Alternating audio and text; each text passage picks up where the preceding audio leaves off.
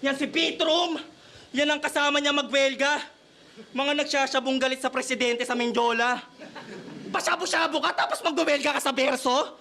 Sino maniniwala sa nagsasyabong sumisigaw ng pag-asenso? Kung piting ka pa, ito tiyak tatama to sa'yo. At makikita mo yung hanap mo sa nakasaradong kamao. Tama nga, galit ka nga sa DDS, malamang na hindi mo matatanggi to. Kasi para kang nag-aamok na nagwewelga kasi hanap mo ba to? Gago ka. Eto ka. Ano yun, nag-aamok na nagwewelga, hanap mo ba to? Medyo corny, pero ewan ko. Galit ka nga sa DDS, malamang na hindi mo matatanggi to.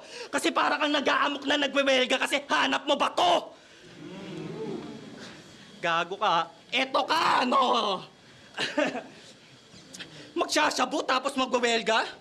Masyadong epal. Tangina mo, pag ako nakahuli sa'yo, dadaling kita sa mental. Sa mental, yung pangalan mo magiging matunog.